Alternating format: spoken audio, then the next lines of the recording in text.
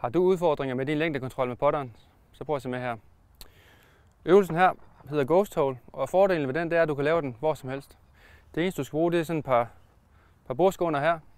Jeg har fået fat i nogen, der har samme størrelse som golfhul, omkring 10 cm i diameter. Og så skal du bruge en pose tis. Du smider det første hul ned og laver en halvcirkel. For mig der passer det med, at halvcirklen har en radius, der er på størrelse med mit grip. Er du en mindre dygtig spiller, så kan du med fordel lave en større halvcirkel. 2 meter derfra, der sætter jeg det første tisted. Andet tisted er 1 meter længere væk. Tredje tisted yderligere 1 meter væk. Og fjerde tisted yderligere 1 meter væk. Og 2 meter herfra, der lægger jeg så et andet hul. Og laver den samme halve cirkel. Jeg starter så hernede på den første tee.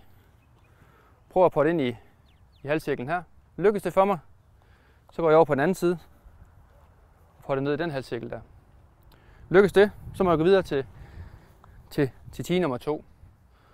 Og der fungerer det på samme måde den vej og den vej. Fordelen ved øvelsen det er, at jeg hele tiden har forskellige længder.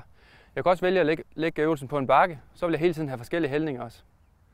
På den måde der indstiller vi vores hoved til at opfatte nye situationer hele tiden, og vi får den her længdekontrol kodet ind i kroppen. Som sagt, så kan man variere sværhedsgraden af øvelsen ved at ændre størrelsen på halvcirklen. Hvis øvelsen tager mere end et kvarter for dig at gennemføre, så vil det være en fordel for dig at lave halvcirklen større. Rigtig god fornøjelse.